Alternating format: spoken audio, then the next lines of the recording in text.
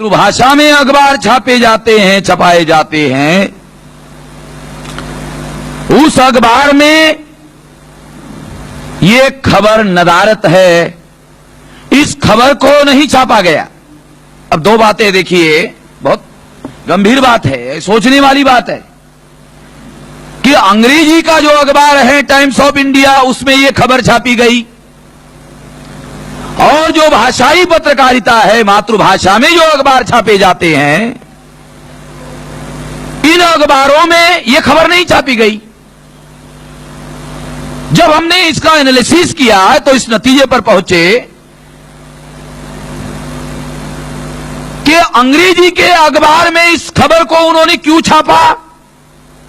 तो अंग्रेजी का अखबार जो विदेशी लोग हैं, ब्राह्मण है, क्षत्रिय है, वैश्य है, ये लोग पढ़ते हैं, हमारे लोग नहीं पढ़ते। और जो लोग हमारे पढ़ते हैं, उन्होंने जब डीएनए का टाइटल देखा होगा, अरे छोड़ो ये छोड़ो, ये जो हमारी साइकोलॉजी है, अरे डीएनए ये कुछ तो भी टेक्निकल बात है, ये छोड़ो, पढ़ाई नहीं होगा। और किसी आदमी ने बहुत ज्यादा इंटरेस्ट से अगर पढ़ा भी होगा तो उसको समझ में नहीं आया होगा। और किसी माइक्रो लेवल पर अगर किसी को समझ में आया होगा भी तो उसने अपने पास ही रखा होगा, तो किसी को बताया नहीं। हमारे लोगों की बड़ी समस्या है कि या तो हमारे लोग पढ़ते नहीं है, जो पढ़ते हैं उनको समझ में नहीं आता, जिनको समझ में आता है वो लोगों को बताते ही नहीं, वो अपने पास ही रख लेते हैं। तो जिन लोगों ने अंग्रेजी के अखबार में छापा इस खबर को, उसके पीछे एक मकसद है। क्या मकसद है? वो अपने लोगों को बाखबर करना चाहते हैं। समझने की कोशिश करिए, इस दुनिया में जहां इंफॉर्मेशन का एक्सप्लोजन है, और उसके लिए उन्होंने अपनी सुविधा के अनुसार इंफॉर्मेशन को संचित करने के लिए कंप्यूटर का आविष्कार किया। वो लोग जानकारी के बारे में केवल संवेदनशील नहीं है, बल्कि अति संवेदनशील लोग हैं। तो उन्होंने अपने लोगों को बाखबर करने के लिए इस खबर को, इस जानकारी को उन्होंने अंग्रेजी के अखबार में छापा। क्योंकि हमारे लोग भाषाई पत्रकारिता में मातृभाषा के अखबारों को पढ़ते हैं, इस अखबारों में इसलिए नहीं छापा क्योंकि उसको हमारे लोग पढ़ते हैं। मतलब सिद्ध हुआ कि वो अपने लोगों को बाखबर करना चाहते हैं, अपने लोगों को जानकार बनाना चाहते हैं, और हमारे लोगों को अनजान बनाए रखना चाहते हैं। जानकारी नहीं देना चाहते। क्या ये विश्लेषण से ये बात हमारे नोटिस में आई। तो उन्होंने अपने अखबार में इस खबर को हाईलाइट किया अपने लोगों को बाखबर करने के लिए, और हमारे अखबारों में मातृभाषा के नहीं छापा क्योंकि वो इसके बारे में हमारे लोगों को अनजान बनाए रखना चाहते हैं। वो इस बात को ध्यान में रखकर इसको छाप रहे हैं। तो हमने, ये उनका उद्देश्य है। क्या उद्देश्य है उनका? उनका उद्देश्य है कि उन लोगों को, उनके अपने लोगों को ये जानकारी दी जाए और इसके लिए जानकारी को हाईलाइट किया जाए, और भाषाई पत्रकारिता में छापा ना जाए, हाइड किया जाए, छुपाया जाए। तो ये दो पॉइंट है। क्या पॉइंट है? The hide and the highlight. 2 point है, हाइड एंड द हाईलाइट। वो हमारे लिए हाइड करना चाहते हैं और उनके लिए हाईलाइट करना चाहते हैं। अगर ये उनका कार्यक्रम है तो हमने प्लान बनाया कि अगर वो हमारे लोगों के लिए हाइड करना चाहते हैं इस जानकारी को, तो हम भी इस फार्मूले को उल्टा करेंगे। उनके लिए जो चीज उन्होंने हाईलाइट की है वो चीज हम भी अपने लोगों के लिए हाईलाइट करेंगे।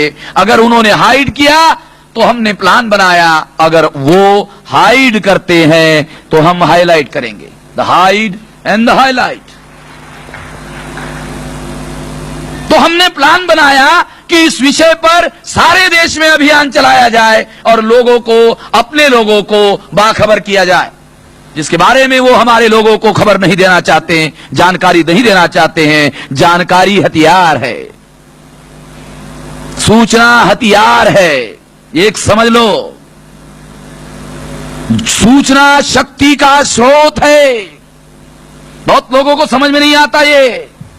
सूचना शक्ति का स्रोत है। बैरिस्टर जीना जो पाकिस्तान की मांग कर रहे थे, सूचना शक्ति का स्रोत कैसे है, बैरिस्टर जीना टीबी का एक्सपर्ट डॉक्टर उसके पास गया, तो उस एक्सपर्ट डॉक्टर ने बैरिस्टर जीना को कहा कि जीना साहब आप जिंदा कैसे हैं? अरे आपका टीबी तो इतना आगे बढ़ गया कि आपको तो 6 महीने पहले मरना चाहिए था, आप जिंदा कैसे हैं? तो जीना ने कहा डॉक्टर को, पाकिस्तान लिए बगैर मरने वाला नहीं हूं। अगर ये जानकारी गांधी को हो जाती, अगर ये जानकारी सरदार को मिल जाती, अगर ये जानकारी जवाहरलाल नेहरू को मिल जाती, तो कल्पना करो इसका क्या परिणाम होता। सूचना शक्ति का स्रोत है। इंफॉर्मेशन ये शक्ति है और इसीलिए ये इंफॉर्मेशन भी शक्ति है। सूचना शक्ति का स्रोत है, शक्ति आती है वहां से। और इसीलिए हमने ये योजना बनाई कि इस सूचना को, इस जानकारी को लोगों तक पहुंचाया जाए। एक तो ये पर्पस है इसका। दूसरा, ये जो डीएनए अनुसंधान है, इस डीएनए अनुसंधान ने क्या सिद्ध किया? इन्होंने इसने सिद्ध किया कि ये 99.90 ब्राह्मण जो है, इनका डीएनए यूरेशियन लोगों से मिलता है। 99.90 यानी 0.10 केवल फर्क है। डॉक्टर लोग कहते हैं डीएनए में आमतौर पर हजारों सालों में कोई परिवर्तन नहीं होता। धावरे साहब है क्या? हाँ बराबर बोल रहा हूं ना मैं? हाँ वो देखो डॉक्टर भी कह रहा है ये डीएनए में आमतौर पर कोई परिवर्तन नहीं होता। अब ये जो 0.10 जो परिवर्तन हुआ, ये ब्राह्मण हमारे साथ रहते रहते हो गया होगा, हमारा थोड़ा सा मिलावट हो गया होगा, हो सकता है। और क्षत्रियों में 99.88 यानी 0.12 जो है ये डिफरेंस है, इतना केवल डिफरेंस है, वो नहीं मिला। बाकी 99.88 मिल गया। ये यूरेशियन लोगों का डीएनए और इनके डीएनए में इतना आपस में मिल गया। केवल अंतर है 0.12।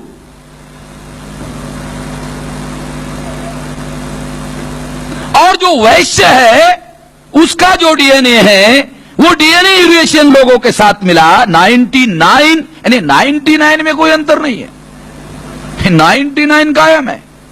तो 99.86 यानी ये 0.16 नहीं मिला।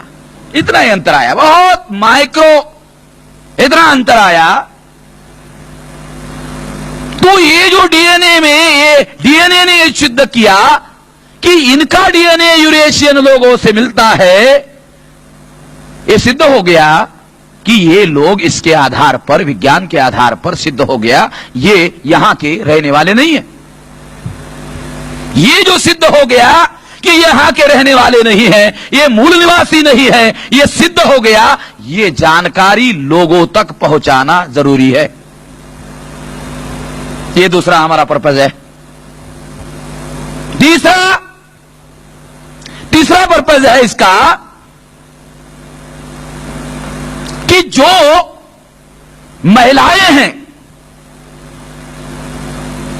वो महिलाओं का जो माइटोकॉन्ड्रियल डीएनए है उसके आधार पर मेल किया गया, तो ब्राह्मणों के घरों में जो महिलाएं हैं उनका भी माइटोकॉन्ड्रियल डीएनए अनुसूचित जाति, जनजाति, अदर बैकवर्ड क्लासेस और माइनॉरिटी के लोगों के साथ मिल गया। इसका मतलब यह हुआ कि महिलाएं जो ब्राह्मणों के घरों में है वो भी यहां की ही मूल निवासी है। और ये एक बहुत महत्वपूर्ण बात थी और ये जानकारी लोगों को बताया जाना जरूरी है। इसका विश्लेषण मैं अगले पॉइंट में आप लोगों को बताऊंगा। चौथी बात, अनुसूचित जाति, जनजाति, अदर बैकवर्ड क्लासेस और कन्वर्टेड जो मूल निवासी है, अर्थात जो माइनॉरिटी है, मुस्लिम्स है, इसमें 99% जो लोग हैं ये SC ST OBC से ही धर्म परिवर्तित है। इनका डीएनए भी एशियन लोगों के साथ ही मिल गया। इससे प्रूव हो गया ये यहां के ही मूल रहने वाले लोग हैं, यही मूल निवासी लोग हैं, ये मूल निवासी लोग हैं। ये बात सिद्ध हो गई। ये बात लोगों को बताया जाना बहुत ज्यादा जरूरी है।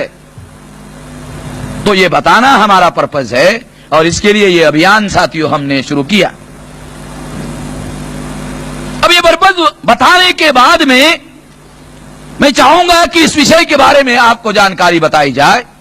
साथियों, भारत एक ऐसा देश है जिसमें यूरोपियन लोगों को हजारों साल से बड़ा इंटरेस्ट है, क्योंकि इस देश की जो व्यवस्था है, धर्म व्यवस्था है, वर्ण व्यवस्था है, जाति व्यवस्था है, अस्पृश्यता है, रीति और रिवाज है, इसने हजारों सालों से विदेशियों की जिज्ञासा को जगाया कि ये जो विशेषता है भारत के लोगों की, ये दुनिया में अजीब किस्म की विशेषता है जिसका मिलान कहीं दुनिया में नहीं होता। इस वजह से दुनिया के वैज्ञानिक लोगों को हमेशा यह जिज्ञासा रही कि भारत की इस विशेषता का मूल कारण क्या है। ये जो जिज्ञासा है विदेशियों की, इन जिज्ञासा ने विदेशियों को भारत पर संशोधन करने के लिए मुश्किल हालात होने के बावजूद भी हमेशा प्रेरित किया, मोटिवेट किया। और प्रेरित करने की वजह से इस पर हजारों सालों से संशोधन हो रहा है। और आधुनिक समय में, आधुनिक भारत में, आधुनिक समय में यूरोपियन लोगों के माध्यम से ये संशोधन बहुत बड़े पैमाने पर हुआ। इसी तरह से अमेरिका के उताह विश्वविद्यालय में जो वॉशिंगटन में है, वहां जो माइकल वामशाद है, जो बायोटेक्नोलॉजी विभाग का हेड ऑफ डिपार्टमेंट है, क्योंकि ये सब्जेक्ट भी मेरे ख्याल से बायोटेक्नोलॉजी का, दावरे साहब बराबर है? मैं थोड़ा सा दावरे साहब को बीच बीच में आपके बीच में, क्योंकि ये टेक्निकल बात जब आएगी तो डॉक्टर लोगों का एरिया है, क्योंकि मैं मानता हूं कि जो एरिया मेरा नहीं है खामखा उसमें जाने का कोई मतलब नहीं है। तो ये जो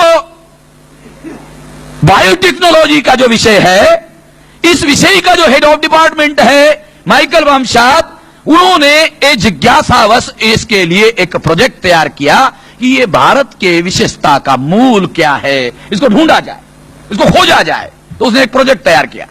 प्रोजेक्ट तैयार करते ही उसके मन में एक आशंका पैदा हो गई कि इस प्रोजेक्ट का जो कंक्लूजन होगा, हो सकता है भारत के लोग इसको मान्यता देने से इनकार कर दे। इसलिए उसने एक और रास्ता निकाला, क्यों न भारत के ही जो वैज्ञानिक लोग हैं, इस प्रोजेक्ट के साथ भारत के वैज्ञानिकों को जोड़ दिया जाए और जो संशोधन है, ये संशोधन ट्रांसपेरेंट मेथड से किया जाए, यानी उनके सामने रखा जाए, वो भी उसमें शामिल कर लिया जाए।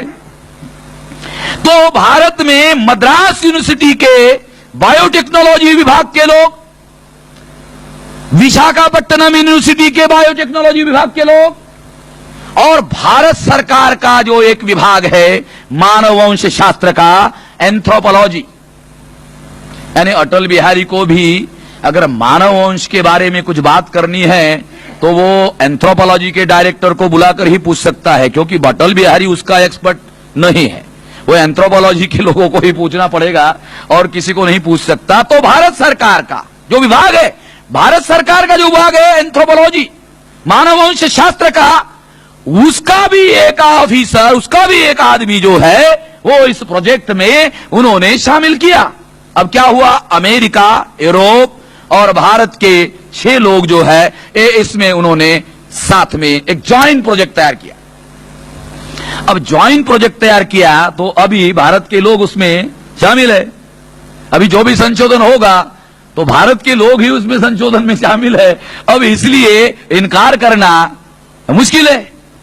तो ये जो प्रोजेक्ट तैयार किया और इस प्रोजेक्ट ने, जॉइंट प्रोजेक्ट ने संशोधन करके डिक्लेयर किया कि ये डीएनए के आधार पर यह सिद्ध होता है कि ब्राह्मण, क्षत्रिय और वैश्य का जो डीएनए है वो विदेशों से मिलता है। कितना परसेंटेज मिलता है वो मैंने आपको पहले ही बताया। तो इसके आधार पर ये लोग यहां के रहने वाले नहीं हैं, ये बात सिद्ध हो गई। पहले ये बात पुरातत्व ने सिद्ध की, दूसरी बार इस बात को मानववंश शास्त्र ने सिद्ध की, कामले साहब यहां है, और तीसरी बार भाषा शास्त्र। आप लोगों को यह जानकारी नहीं होगी कि आर्यों की जो संस्कृत भाषा है उसके शब्द और विदेशी लोगों के शब्दों में जो आपस में समानता ढूंढी गई, ऐसे हजारों शब्द मिले, हजारों। और इस भाषा शास्त्र के आधार पर भी सिद्ध किया गया कि ये यहां के रहने वाले नहीं हैं। मगर ब्राह्मणों ने एंथ्रोपोलॉजी में सवाल खड़े किए, मानववंश शास्त्र में सवाल खड़े किए, भाषा शास्त्र में सवाल खड़े किए और पुरातत्व में सवाल खड़े किए और भ्रांति पैदा की। कामले साहब यहां है, वो जानते, वो भ्रांतियां पैदा करने में बहुत माहिर लोग हैं। मगर अब जब डीएनए के आधार पर संशोधन हुआ, ये डीएनए के आधार पर जो संशोधन है ये आखिरी कील है। ये आखिरी कील, मालूम नहीं, ये कहावत बनी हुई आखिरी कील, यानी जो वो ताबूत होता है उसमें आदमी को, वो मरा हुआ आदमी रखते हैं तो उसको कील ठोक करके बंद कर देते हैं, तो बोलते ये आखिरी कील है, अब इसको जमीन में गाड़ देना चाहिए। तो ये जो डीएनए है, ये डीएनए का रिसर्च आखिरी कील है और कोई भी ब्राह्मण इस संशोधन को इनकार करने के हालत में बिल्कुल नहीं है। इसलिए उन्होंने ये सोचा, क्या सोचा कि अगर डीएनए के आधार पर हम लोग इसको इनकार करते हैं तो दुनिया की नजर में हम लोग बेवकूफ साबित हो जाएंगे। ये ख्याल रखो, ये बहुत इंपॉर्टेंट चीज है कि दुनिया जो है, यानी सुप्रीम कोर्ट, सारी दुनिया की सुप्रीम कोर्ट मानती है डीएनए के आधार पर अगर किसी बदमाश को पकड़ना है, खून करने वाले को पकड़ना है तो डीएनए के आधार पर, और निर्विवाद माना जाता है। अगर आप दोपहर में सीरियल आती है डिस्कवरी में, मेडिकल डिटेक्टिव, आप देखो उसमें, और सारी दुनिया की सुप्रीम कोर्ट इस बात को मानती है, इसके बारे में किसी किस्म का कोई डाउट नहीं है। तो ब्राह्मणों ने सोचा साला इसको तो डीएनए का विरोध करना तो बहुत मुश्किल मामला है, और अगर हम लोगों ने इसका प्रतिवाद किया तो क्या करना पड़ेगा। प्रतिवाद करने के लिए पहले आर्टिकल में लिखना पड़ेगा 21 मई को ऐसा ऐसा डीएनए के आधार पर संशोधन हुआ जिसने ब्राह्मणों को यूरोशियन लोगों के साथ डीएनए मिलाते हुए दिखाया। पहले इतना लिखना पड़ेगा, फिर समीक्षा करनी पड़ेगी। तो उन्होंने सोचा था ये समीक्षा करने के लिए भी तथ्य मानना पड़ेगा, और समीक्षा करने के लिए अगर तथ्य मानना पड़ेगा तो जो तथ्य हम छुपाना चाहते हैं फिर लोगों को मालूम हो जाएगा। अगर उसको इनकार भी करना है तो पहले तथ्य मानना पड़ेगा, फिर काटना पड़ेगा। अगर इसको चर्चा शुरू करते हैं तो भी लोगों को मालूम हो जाएगा। इसलिए उन्होंने योजना बनाई कि इस विषय पर चुप रहा जाए। चुप, क्या किया जाए, चुप रहा जाए। और एक हमारे देसी में, देसी भाषा में ये चुप भी एक और खास किस्म का चुप है, चिड़ी चुप। चिड़ी चुप, मैं तो देसी आदमी हूं, देहाती आदमी हूं। चिड़ी चुप, एकदम चुप, कुछ भी नहीं बोले एकदम। तो बाबा साहब आंबेडकर के किताब में मैंने पढ़ा था कि ब्राह्मण जब ज्यादा बोलता है तो खतरा है, ब्राह्मण जब मीठा बोलता है तो खतरा नजदीक में पहुंच गया है, और ब्राह्मण जब बिल्कुल ही नहीं बोलता और एकदम चुप हो जाता है तो भी खतरा है। उन्होंने अंग्रेजी में शब्द प्रयोग किया, कंस्पिरेसी ऑफ साइलेंस। मुझे समझ में नहीं आया था, साला साइलेंस भी कोई कंस्पिरेसी होती है, चुप रहना भी कोई कंस्पिरेसी हो सकती है। मगर जब डीएनए के बारे में ब्राह्मणों ने चिड़ी चुप रखने का कार्यक्रम शुरू कर दिया तो मुझे बाबा साहब अम्बेडकर का कंस्पिरेसी ऑफ साइलेंस, ये जो अंग्रेजी शब्द है, ये मुझे याद आ गया। साला ये बात कि ये चुप रहना भी एक बहुत बड़ा षड्यंत्र होता है। तो इसमें इस विषय पर ब्राह्मणों ने योजना बनाई कि अरे इस पर तो बोलना खतरे से खाली नहीं है, एकदम चुप हो गया।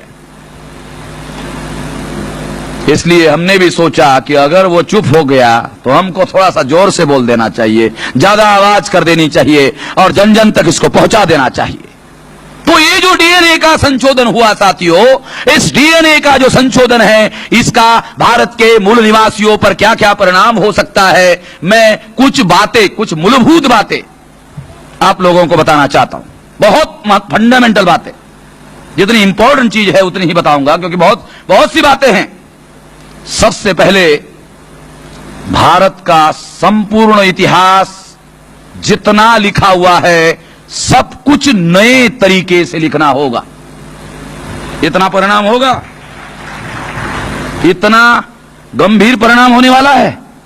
सारा जितना कुछ लिखा हुआ है, जो भी इतिहास लिखा हुआ है भारत का, अनुमान प्रमाण पर, अभी अनुमान और प्रमाण करने की जरूरत नहीं है। अब निर्विवाद एविडेंस है डीएनए, और डीएनए को आधार बनाकर आप विश्लेषण करो। अभी अनुमान प्रमाण करने की जरूरत नहीं है।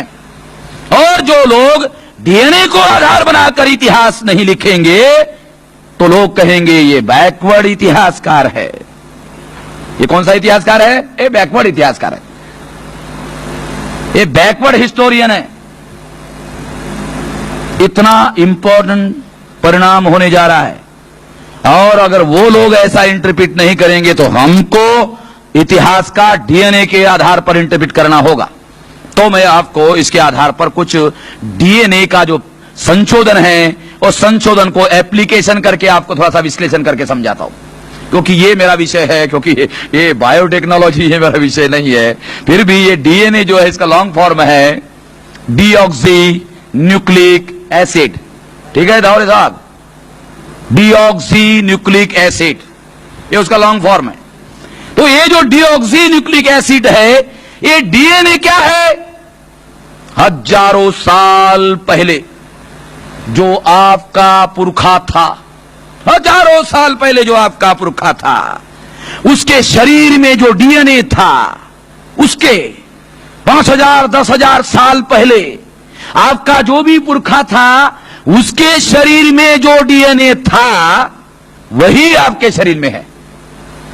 और ये जो डीएनए है, ये आपके शरीर में जो है उसके आधार पर यह सिद्ध किया जा सकता है, टेस्ट करके सिद्ध किया जा सकता है, टेस्ट करके सिद्ध किया जा सकता है कि हजारों साल पहले आपके पुरखों में यही डीएनए था। तो डीएनए क्या है? ये शरीर के अंदर का एक छुपा हुआ सूचना तंत्र है। ये डीएनए शरीर के अंदर छुपा हुआ सूचना तंत्र है, और ये सूचना तंत्र आनुवांशिक गुणधर्म, आनुवांशिक गुण, गुणसूत्र, ये जो आपके पुरखों का आनुवांशिक जो गुण था, वो हजारों सालों से ये डीएनए क्या करता है? एक डीएनए क्या करता है? ये डीएनए ट्रांसफर करता है पीढ़ी टू पीढ़ी, पीढ़ी दर पीढ़ी, पीढ़ी दर पीढ़ी, पीढ़ी दर पीढ़ी, हजारों सालों से ये डीएनए ट्रांसफर होते रहता है।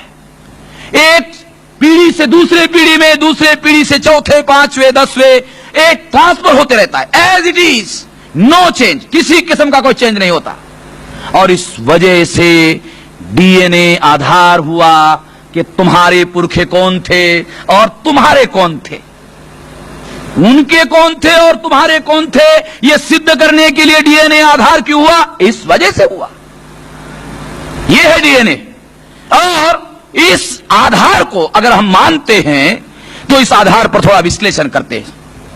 कल्पना करो, इमेजिन करो कि ये जो आक्रमणकारी आर्य भारत में आए हैं और आने के बाद यहां के लोगों को उन्होंने पराजित किया।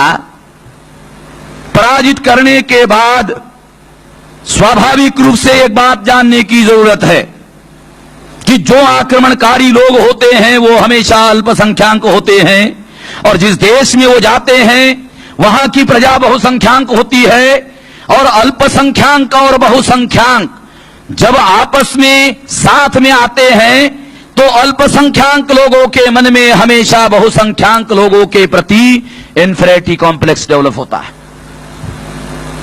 कल्पना करो, एक मोहल्ला है जहां 99% ब्राह्मण रहते हैं और उसमें एक आदमी हमारा अधिकारी है, हमारा अधिकारी है, कमिश्नर है, और उसमें इनकम टैक्स वाला कमिश्नर है और उधर रहता है पैसे की वजह से, तब भी वो जो ब्राह्मणों के बस्तियों में रहेगा उसके साइकोलॉजी में हमेशा इन्फीरियरिटी कॉम्प्लेक्स रहेगा। पता नहीं आप लोगों को यह बात किस तरह से समझ में आए, ये समझने की जरूरत है। फॉर एग्जाम्पल, मैं उधर आपको एक नागपुर का उदाहरण बताता हूं। नागपुर में महारों की एक खास बस्ती है, इंदौरा। पता है नागपुर के लोग होंगे यहां, 100% वही, कोई दूसरा नहीं। तो वहां जाओ, फिर उन लोगों की साइकोलॉजी देखो, किसी की नहीं सुनते वो, बिल्कुल नहीं, अपनी चलाते, और दूसरों को सुनना पड़ता है। ब्राह्मण भी रहा तो उसको सुनना पड़ता है, यार बराबर, उनको सुनना पड़ता है। ये जो जनसंख्या के घनत्व का जो साइकोलॉजिकल इफेक्ट होता है, ये इफेक्ट हम लोगों को समझना है। तो मैं एक और आपको उदाहरण देता हूं। मैं उदयपुर में कार्यक्रम के लिए जा रहा था, तो एक हमारा आदमी, मुझे किसी ने कहा कि भी इनके मारुति गाड़ी में बैठो, हम जा रहे थे, तो गाड़ी से मुझे ले जा रहा था, तो बीच में मुस्लिम समाज की बस्ती आई, तो उसने मुझे कहा, क्या कहा कि मेश्राम जी अब हम पाकिस्तान से गुजर रहे हैं। अरे मैंने कहा उदयपुर में है भाई, उदयपुर में पाकिस्तान कहां है? क्या बात कर रहे हो? उसने कहा ये जो बस्ती देख रहे हो ना, ये पूरी मुसलमानों की है। तो वो क्या रहा था, ये पाकिस्तान से गुजर रहे हैं। तो जब मैं कार्यक्रम के स्थल पर पहुंचा तो हमारा मामसेब का जो कार्यकर्ता था उसको मैंने अलग लेकर गया। अरे ये जो गाड़ी में मुझे बिठाया था ये कभी बीजेपी में था क्या?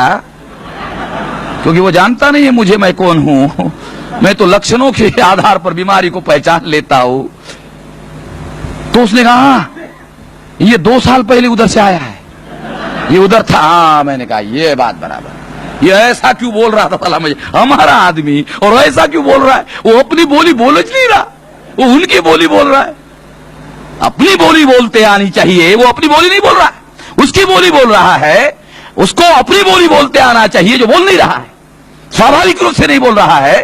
तो ये जो बात है, ये जो जनसंख्या का जो घनत्व होता है उसकी साइकोलॉजी होती है। इसलिए जो आक्रमणकारी अल्पसंख्याक आए होंगे, कल्पना करो, इमेजिन करो कि ये जो बहुसंख्याक लोग हैं उनके कंपैरिजन में उनको ये बात समझ में आई होगी। क्या समझ में आई होगी?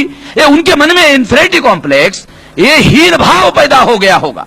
ये जो हीन भाव पैदा हो गया होगा, इस हीन भाव को उन्होंने अपने पराजित लोगों में ट्रांसफर करने के लिए उन्होंने एक योजना बनाई।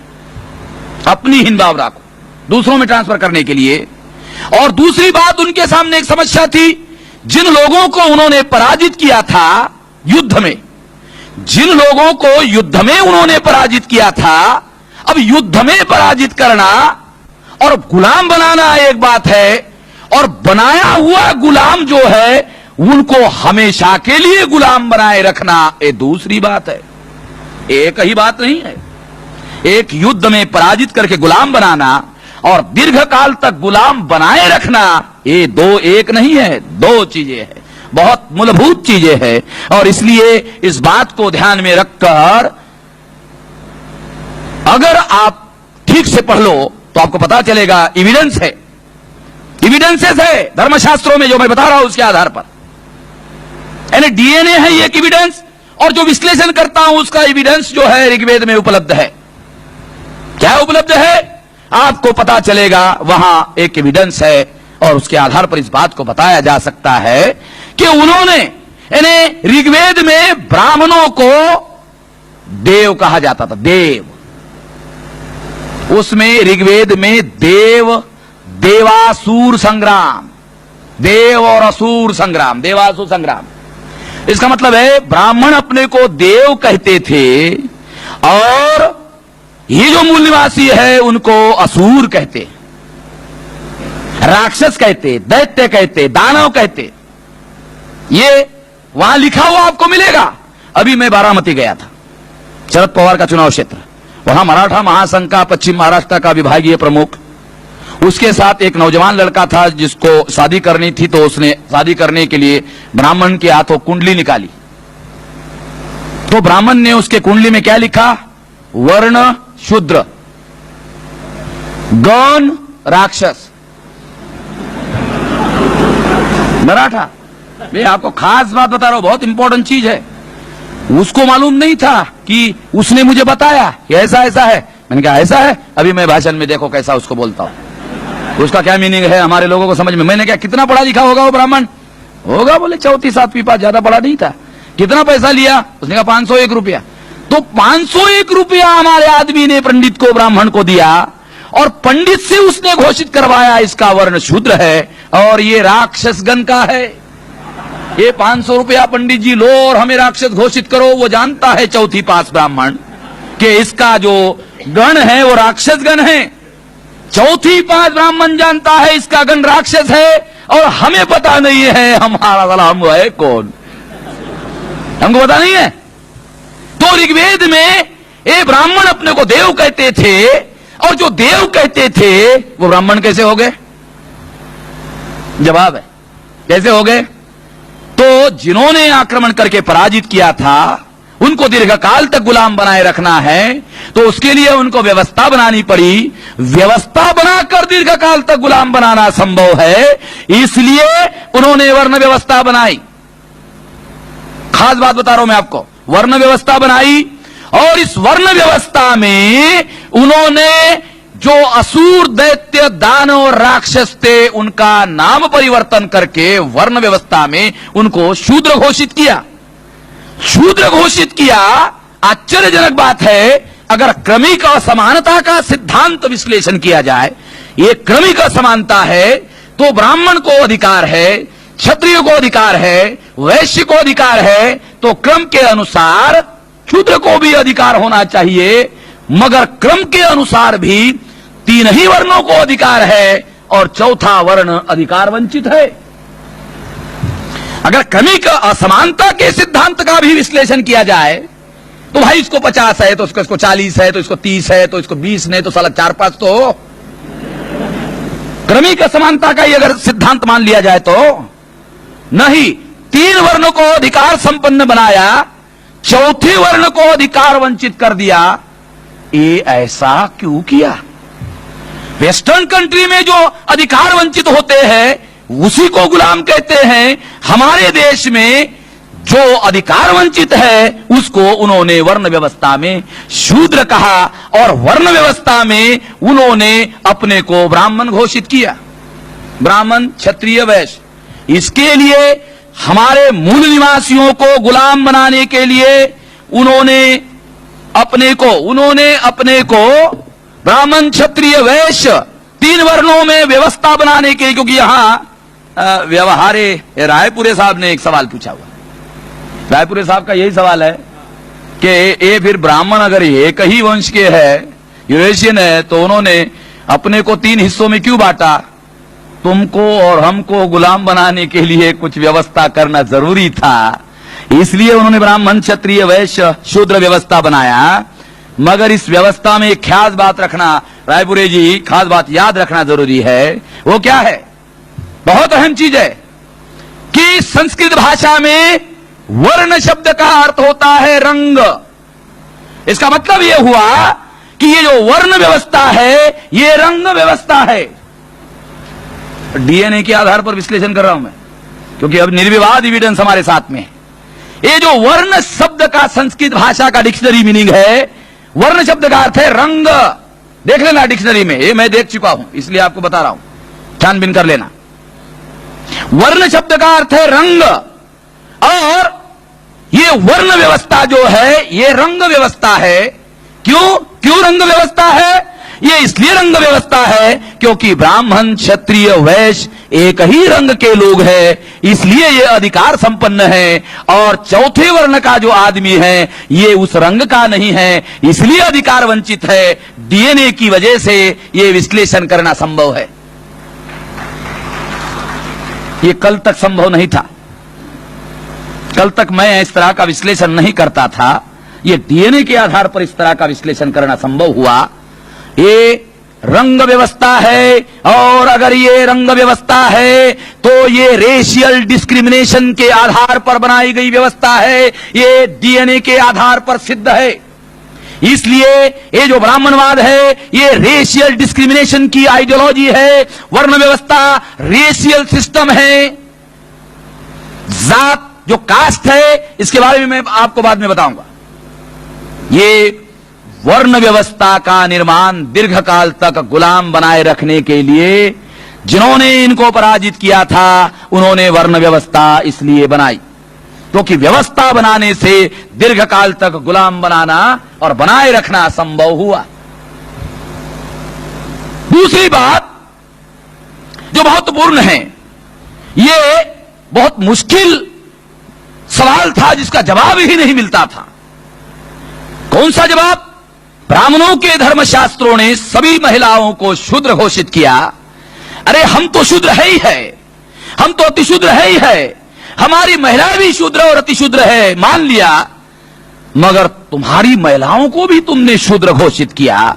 ब्राह्मण की मां को ब्राह्मण ने शूद्र घोषित किया, ब्राह्मण ने अपने बेटी को शूद्र घोषित किया, ब्राह्मण ने अपने बीवी को शूद्र घोषित किया, ब्राह्मण ने अपने बहन को शूद्र घोषित किया। ये साला समझ भी नहीं आता था, ये ऐसा क्यों किया? अरे हमारा किया ठीक है, ये समझ में नहीं आता था, ऐसा क्यों किया? तो ये जो संशोधन हुआ डीएनए का, इसमें माइटोकॉन्ड्रियल डीएनए के आधार पर यह सिद्ध हुआ कि ब्राह्मणों के घरों में जो महिलाएं हैं उनका माइटोकॉन्ड्रियल डीएनए और हमारी महिलाओं का माइटोकॉन्ड्रियल डीएनए ये आपस में मिलता है, ये आपस में मिलता है। इससे सिद्ध हुआ ब्राह्मणों के घरों में जो हमारी महिलाएं हैं, वो जो महिलाएं हैं वो हमारी ही है, ये सिद्ध हुआ। इससे यानी कुछ लोग ये कहेंगे कि मेश्राम जी, अगर ब्राह्मणों के घरों में महिलाएं हमारी ही है तो क्या आप ये कहना चाहते हैं कि ब्राह्मणों के लड़की के साथ अगर हम लोग शादी कर ले तो आपका कोई ऑब्जेक्शन नहीं है? मतलब ये बात मैं थोड़ा आप लोगों को, क्योंकि मैं जो नहीं कह रहा हूं वो आप समझने की संभावना है। ये भी साला खतरा है, क्योंकि बोलते वक्त खतरे बहुत पैदा होते हैं, उसको साथ साथ में निपटाना भी पड़ता है। कुछ लोगों ने मुझे सोलापुर में कहा, अरे इससे तो खतरा पैदा हो जाएगा। मैंने कहा क्या खतरा पैदा होगा? तो अब हमारे जो लोग हैं वो ज्यादा शादी करेंगे ब्राह्मणों के लड़कियों के साथ में। तो मैंने उनको कहा नहीं, अब ऐसा नहीं होगा। मैंने उनको कहा अब ऐसा नहीं होगा। तो उन्होंने पूछा कैसे? अब लोगों को मालूम हो जाएगा कि ये आपलीस है। वो जो ऊपर वर्ण की थी, जब तक पहले वर्ण की थी तो आकर्षण था, क्योंकि वहां पर पहुंचने के लिए 3, 4, 5 सीढ़ी पर से और आगे गुजरना पड़ता था। तो अब वो लोग अरे था पुलिस है। तो जो आकर्षण का जो साइकोलॉजिकल बातें, ये साइकोलॉजिकल विश्लेषण है। तो लोगों अरे क्या अपनी चाह दे क्या विषय, ये जो आकर्षण है ये खत्म हो जाएगा। मैंने कहा ये भी होगा। तो इसमें सबसे अहम बात क्या है? इसके अंदर जो सबसे अहम बात क्या है कि माइटोकॉन्ड्रियल डीएनए के आधार पर ब्राह्मणों के घरों में जो महिलाएं हैं उसकी वजह से यह सिद्ध हुआ कि उन लोगों ने सभी महिलाओं को शूद्र क्यों घोषित किया? क्योंकि वो जानते थे जब उन्होंने प्रजनन के लिए यहीं की महिलाओं का उपयोग किया तो वो जानते थे ये महिलाएं यहां की है, इसीलिए उन्होंने सभी महिलाओं को शूद्र वर्ण में धकेल दिया और माना। धर्मशास्त्र में लिखा, एक डीएनए है, एक धर्मशास्त्र एविडेंस है, दोनों को मिलाकर विश्लेषण करो, आपका मुद्दा प्रूव हो जाता है। अब धर्मशास्त्र डीएनए को सप्लीमेंट करने वाला आधार होगा और आपको अपना मुद्दा सिद्ध करने के लिए एविडेंस मिल जाएगा। अब धर्मशास्त्र जो है ये सही ढंग से विश्लेषण करने के लिए इसका उपयोग कर सकते हैं, मगर एक बहुत महत्वपूर्ण एविडेंस मिल जाता है। वो क्या है?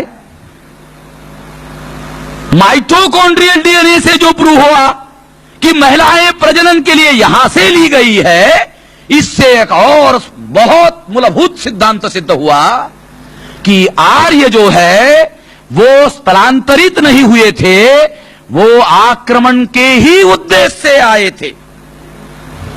क्योंकि जो आक्रमण के उद्देश्य से आते हैं वो अपने साथ महिलाओं को बिल्कुल नहीं लाते हैं।